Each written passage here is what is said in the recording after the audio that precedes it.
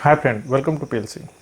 हम पिछला वीडियो देख रहे थे जिसमें इनपुट आउटपुट अपने सी प्रोग्राम में कैसे करते हैं वो चीज़ देख रहे थे। वीडियो काफ़ी लंबा हो रहा था, इसी के लिए मैं उस वीडियो को उतना ही पे स्टॉप कर दिया हूँ। जस्ट उसी का ये दूसरा पार्ट है, इनपुट आउटपुट जो हम लोग कर रहे थे। तो वहाँ पर हम एक प्रोग्राम देख रहे थे 2 नंबर को ऐड करने का, और उस प्रोग्राम को हम वहाँ पर देखे समझे। अब यहाँ पर रन करा कर देखते हैं। ऑलरेडी पहले से टाइप करके हम रखे हुए हैं प्रोग्राम को, ताकि समय ना लगे। वीडियो जितना छोटा होगा वो थोड़ा सा आपका समय ही बचाएगा। तो देखिए, यही प्रोग्राम था जो भी हम डिस्कस किए थे, वो प्रोग्राम पूरा यही था। ठीक है, जो चीज़ उसमें लिखे हैं, जो वेरिएबल का नाम वहाँ था, वो सब मतलब कहीं से कोई अंतर नहीं है। तो देखिए, इस प्रोग्राम को हम रन कराएंगे और इसको जो डाटा ये मांग रहा है वो डाटा देंगे, फिर उसको ऐड करके हमें रिजल्ट दे देगा। ठीक है, तो कैसे ये मांगता है, फिर ऐड करके कैसे ये हमको रिजल्ट दिखाया जाता है, इस चीज़ को देखेंगे। ठीक है, तो चलिए इसको हम रन कराते हैं। तो रन कराने से पहले कंपाइल करते हैं। तो कंपाइल करते हैं, तो देखिए कंपाइल कर लिए। यहाँ पे 00 मतलब एरर 00 है। इसका मतलब ठीक है, मेरा प्रोग्राम सही है। अब रन कराएंगे। तो देखिए, जब हम रन कराएंगे तो वही होगा कि रन किया और हमसे क्या मांग रहा है, इनपुट। पहला काम इसका इनपुट मांगना, वेरिएबल बनाना था पहला काम। हाँ, वेरिएबल बनाना था, लेकिन वेरिएबल ये बना लिया ऑलरेडी। बहुत फास्ट काम करता है ना, आपको पता भी नहीं चलेगा, वो वेरिएबल बना के ऑलरेडी रेडी है, तैयार बैठा है कि वेरिएबल बना ली, चलो दो वैल्यू दो, हमको वैल्यू देते हैं। ठीक है, तो पहला वैल्यू 10, इंटर दबा दीजिए, फिर दूसरा वैल्यू 20। अब जैसे इंटर दबाएंगे ये हमको आउटपुट दे देगा। बहुत फास्ट काम करता है कंप्यूटर। ठीक है, तो जैसे हम इंटर दबाएं ये आउटपुट दे दिया और दे के चला भी गया। अब हमको पकड़ के लाना होगा इसको, चलो दिखाओ, हम देखे नहीं है तुम्हारा आउटपुट। तो Alt F5 दबाएंगे तो आउटपुट स्क्रीन फिर आ जाएगा। ठीक है, तो देखिए 30 दिख रहा है। तो क्या देखिए आप, इनपुट कैसे मांगा, हम इनपुट कैसे दिए, तो वो इनपुट भी शो कर रहा है और फिर आउटपुट भी ये दिखा दिया। ठीक है, तो फिर आप हमसे बोलिएगा कि वो प्रोग्राम में वो जो 10 है, पिछले वाला वीडियो में वो जो 10 है वो नीचे दिख रहा था, और इसमें 10 तो उसी लाइन में दिख रहा है। तो देखिए, लाइन चेंज करना मतलब आउटपुट पे आपका वैल्यू या मैसेज किस जगह पे कैसे दिखे, उससे आप मैनेज कर सकते हैं। वो सब हम आगे सीखेंगे। चलिए फिर भी हम उस चीज़ को बता देते हैं कि अगर वैसा चाहते हैं तो आपको क्या करना होगा। एक /n होता है। ठीक है, /n समझिए कि वो एक खास कोड है। इसको लिख दीजिएगा, जहां लिख दीजिएगा वहां से लाइन चेंज हो जाता है। वहां से क्या होता है, लाइन चेंज हो जाता है। तो /n हमने कहाँ लिख दिया, जहां मैसेज देते हैं। हमेशा प्रिंटफ में /n का यूज किया जाता है। तो प्रिंटफ में जहां मैसेज दिए हैं उसी में /n डाल दिए। जिस जगह पे /n डाल देंगे वहां से कर्सर नीचे, जैसे कि लाइन, जैसे हम इंटर दबाते हैं ना, ठीक उसी तरह से कंप्यूटर अपने आप इंटर दबा लेगा।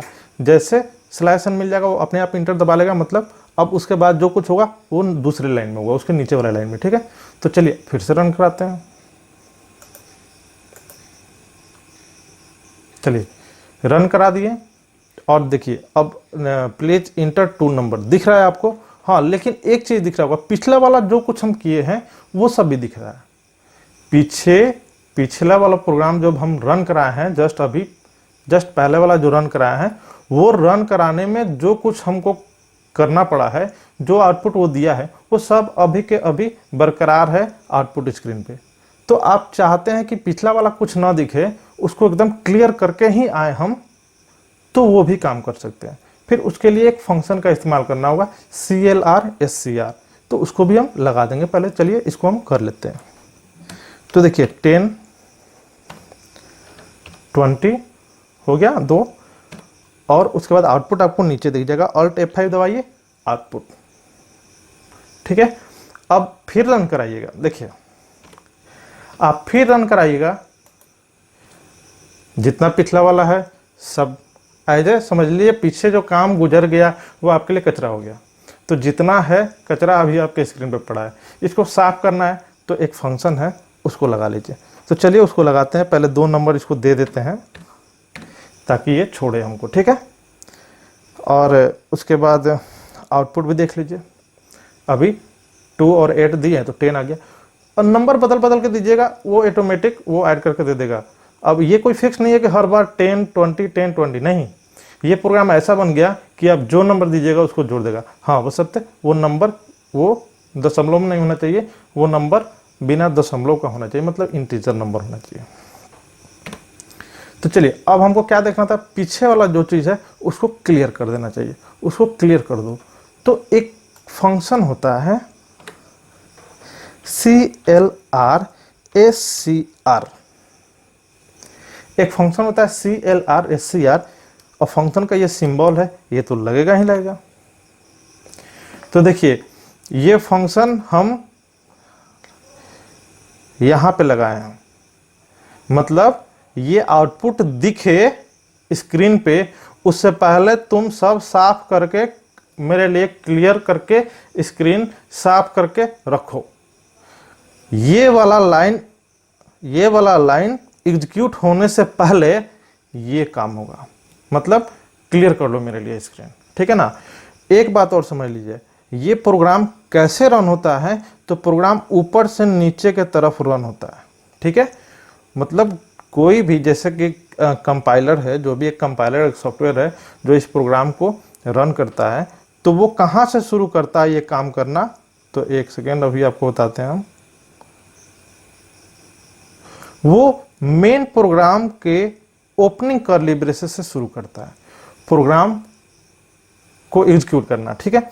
तो यहां से पहला लाइन क्या है, वेरिएबल बनाना, वो वेरिएबल बना लिया। दूसरा लाइन क्या है, स्क्रीन क्लियर करना, तो स्क्रीन क्लियर भी कर लिया। तीसरा लाइन क्या है, एक आउटपुट दे देना, इंटर 2 नंबर, तो अब इंटर 2 नंबर का आउटपुट दे देगा। तो इंटर 2 नंबर देने से पहले स्क्रीन क्लियर कर दिया, ठीक है। तो चलिए देखते हैं सच में कर रहा है कि नहीं कर रहा है।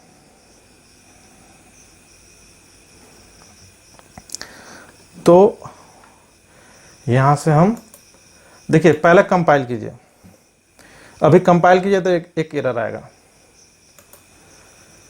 कंपाइल किए एक एरर आया। एरर पकड़ना, ये चीज सिखाना है आपको, हम सिखा देंगे। एक एरर आ रहा है, इंटर दबाइए। एरर क्या है देखिए, नीचे कुछ लिख रहा है, यहां पे हाईलाइट कर दिया। कह रहा है क्या कि function CLR SCR should have a prototype, मतलब ये फंक्शन CLR SCR तुम यूज कर लियो, ये क्या है हम नहीं जानते हैं। आपको पता है कि ये CLR SCR स्क्रीन क्लियर करता है और ये उसको नहीं जानता है, तो आपको क्या करना होगा, आपको तुरंत दिमाग में आएगा, अच्छा ये फंक्शन ऑलरेडी बना के रखा हुआ है, मतलब इसका कोड कहीं अवेलेबल होगा, वो कोड अगर इस प्रोग्राम को मिल जाए, मतलब इस प्रोग्राम के साथ उसको अटैच कर दे, इंक्लूड कर दे, तो ये एरर नहीं देगा। तो पता करना होगा आपको। तो आप याद कर लीजिए, CLR SCR ये एक फाइल में पड़ा हुआ है, इसका जो भी डिफिनेशन है, जिसका इसको जो भी ये काम करता है, वो कोड एक हेडर फाइल में अवेलेबल है। उस हेडर फाइल का नाम क्या है, एक सेकेंड, उस हेडर फाइल का नाम है conio.h, conio.h।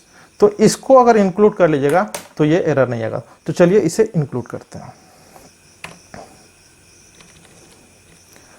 अब आपको तो अब आपको इंक्लूड करने आ गया है। इंक्लूड करने के लिए क्या करते हैं, हैश इंक्लूड conio.h। तो देखिए अब 2 हेडर फाइल हो गया। हेडर फाइल हम पहले दिन ही समझाया था, हेडर फाइल कब कैसा रहेगा वो मेन फंक्शन के अंदर का कोड पे डिपेंड करता है। तो अब conio.h आ गया। देखिए अब हम इसको क्या करते हैं, इसको अब कंपाइल कराते हैं। देखिए कंपाइल किया, अब एरर नहीं ना आया, उसको मिल गया। अब देखिए कोड का संख्या देखिए कितना बढ़ गया। तो चलिए रन कराते हैं। देखा, पिछले वाला जो भी आउटपुट था, जितना प्रीवियस आउटपुट था, वो सब क्या कर दिया, इरेज कर दिया, क्लीन कर दिया। अब एकदम फ्रेश स्क्रीन आ गया। चलिए अब हम क्या करते हैं, फिर से वैल्यू देते हैं 30 20 हो गया, वो रन कर दिया है, ठीक है, आउटपुट आ गया है। आउटपुट देखने के लिए फिर Alt F5, देखिए आ गया 30 और 20 प्लस कर दिया, ऐड कर दिया, आ गया 50, ठीक है। तो आपने देखा कि कैसे काम हो रहा है, कैसे कैसे हम कोड लिख रहे हैं, उस कोड के आधार पे कैसे कैसे मेरा कंप्यूटर काम कर रहा है। ठीक है, चलिए एक चीज और बता देते हैं। यहाँ पे कौन रिजल्ट कौन दे रहा है? ये वाला प्रिंटफ क्या कर रहा है? रिजल्ट देने का काम कर रहा है। ये वाला प्रिंटफ क्या कर रहा है? ये वाला प्रिंटफ पहली बार मैसेज देने का काम कर रहा है ताकि यूजर 2 नंबर इनपुट करे। ठीक है, तो अब थोड़ा सा एक बार गौर कीजिएगा। एक बार पहले रन कराते हैं, फिर से रन कराते हैं। 2 नंबर हम दिए, ये आउटपुट आ गया, ये आउटपुट आ गया। 12 आउटपुट है। 12 एक वैल्यू दे दिया हमको, ऊपर से देखने से लग रहा है 4 और 8, मतलब 4 और 8 को क्या कर दिया, जोड़ दिया और 12 आ गया। रिजल्ट जो आप दे रहे हैं, आप चाहते हैं कुछ मैसेज के साथ दे दें।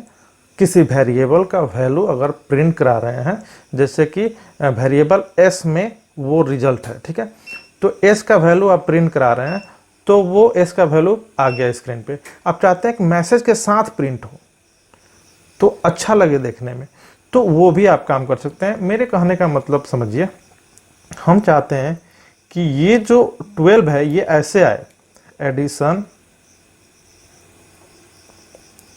इक्वल टू 12, तो थोड़ा सा देखने में अच्छा लगेगा। तो ये हो गया मैसेज, यहां से यहां तक हो गया मैसेज, और मैसेज के साथ वैल्यू भी सट गया, मतलब ऐड हो गया, ज्वाइन हो गया और आ गया आउटपुट के तौर पे। तो ये भी आप काम कर सकते हैं, मतलब कि अब आउटपुट में एक मैसेज भी शामिल कर लीजिए और प्लस रिजल्ट। ठीक है, तो ये काम भी कर सकते हैं। देखिए कैसे करते हैं। करना क्या है कि आपको पता है प्रिंट एफ के डबल कोट के अंदर जो लिख देते हैं हूबहू स्क्रीन पे आ जाता है। तो आप क्या कीजिए, ये डबल कोट में इस मैसेज को एडजस्ट कीजिए। मैसेज क्या है? एडिशन इक्वल टू, ठीक है, और %d मत हटाइएगा, %d ही क्या करता है, उस s से वैल्यू खींच के स्क्रीन पे डाल देता है। मतलब अब आप ऐसे समझिए कि इस चीज को समझिएगा, ध्यान दीजिए, ये आपका रहा मैसेज इतना, और डबल कोट के अंदर जो चीज रहता है वो स्क्रीन पे दिख जाता है। प्रिंटफ के डबल कोट में जो चीज रहता है वो स्क्रीन पे दिख जाता है। तो डबल कोट का दायरा यहां से लेकर यहां तक है, ठीक है। तो ये %d क्यों नहीं प्रिंट होता है? तो %d प्रिंट नहीं होता है, %d अपने आप को गायब कर लेता है और उस जगह पे जिस वेरिएबल को बगल में रखा होता है उस वेरिएबल का वैल्यू रख देता है। तो ये क्या करता है, यहां से वेरिएबल का वैल्यू खींच के अपने जगह पर रख लेगा और अपने आप गायब हो जाएगा। तो %d आपको आउटपुट में नहीं दिखता है, दिखता क्या है? वैल्यू। अब देखिएगा, आपको ऐसे दिखेगा output, addition equal to %d नहीं दिखेगा, %d आपको नहीं दिखेगा। आपको क्या दिखेगा वहां पे? वैल्यू, जैसे कि 30। बात समझे ना? तो ये कहाँ, ये s से खींच के और वहां पे डाल लिया। %d ये सब एक्सेस स्पेसिफायर है, जस्ट 1-2 क्लास में आपको सब पता चल जाएगा। ठीक है, चलिए अब इसको रन कराते हैं, फिर आउटपुट देखिए।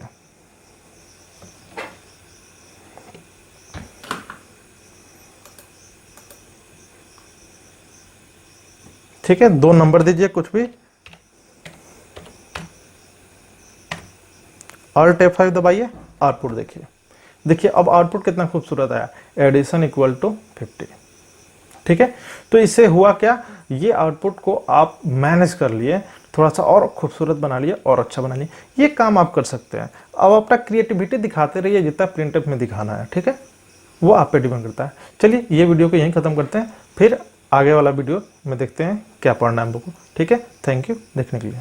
अगर अच्छा लगा तो लाइक और सब्सक्राइब कर दीजिए।